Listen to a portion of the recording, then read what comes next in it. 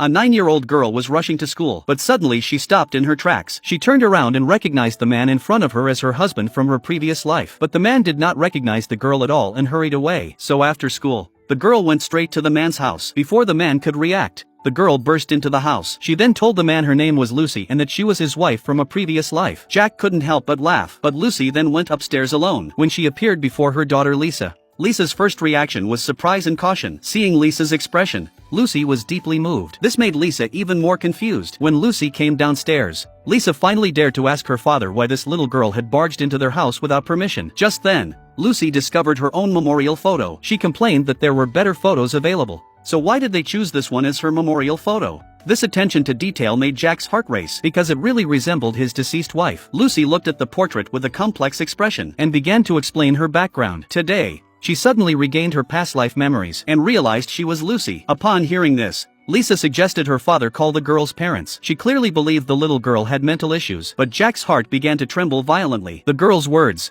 mannerisms, and behavior patterns, even her level of knowledge about family details, reminded him of Lucy from 10 years ago. However, when Lucy noticed the lunchbox on the table, her expression suddenly turned serious, and she questioned the father and daughter about their diet after her death. As he spoke, he skillfully picked up Lucy's most cherished tableware. This detail shocked both Jack and Lisa. Suddenly, the radio outside began to play. Lucy realized it was getting late and hurriedly grabbed her backpack to go home. Before leaving, she couldn't help but glance back at Jack, sighing that he had aged too quickly in the past 10 years. The next moment, the door closed softly, and the room fell into an eerie silence. The father and daughter stood there in silence for a long time. Jack's mind was still echoing with the girl's expression and tone from earlier. Those familiar details sent a chill down his spine. Lisa coldly reminded her father that he shouldn't let strangers into the house. After saying that, she turned and went upstairs, leaving Jack alone in the living room. He raised his hand to touch his face, which was filled with self-mockery and loneliness. Had 10 short years really made him so old? The next afternoon after school, Lucy once again came to her former home, but the house was empty. She knelt at the door and skillfully reached under the flower pot to retrieve the spare key. It was as if these habits had never faded from her memory. She opened the door and took out the money she had hidden. Then she pulled out the photo album from the living room drawer and began flipping through it. The photos in the album documented the once happy family of 3. However, when he turned to the last page,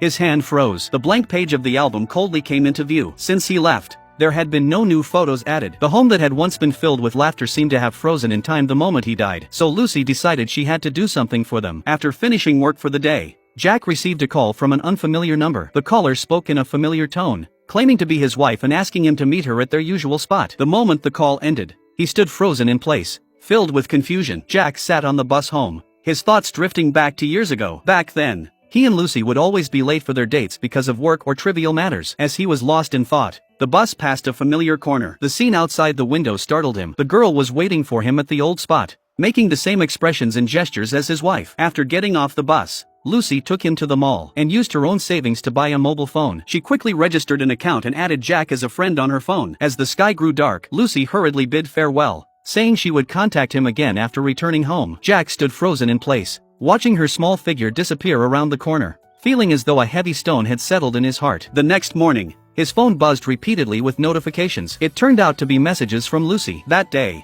Lisa confided in her best friend. Her friend believed that a primary school student doing such a thing must have been instructed by their parents. Just then, Lucy came over. She ordered a black coffee like a mature adult. She then sat across from Lisa and asked about her life. After learning that Lisa was currently unemployed, she asked about her boyfriend. When Lisa said that this private matter was none of Lucy's business, Lucy proudly shared her own experiences of actively seeking a lover in her youth. But Lucy's concern had inadvertently touched on Lisa's most sensitive pain point. Lucy gently said, "It's so good to see you living a healthy life," her eyes sparkling with the tender love of a mother. But this statement completely ignited Lisa's anger. She told Lucy in a trembling voice not to show up again. In the afternoon, Lucy quietly looked at Jack, her eyes filled with pity and heartache. She asked Jack if he had been living like a zombie every day for the past 10 years since she left. Jack did not answer. He only lowered his head and fell silent.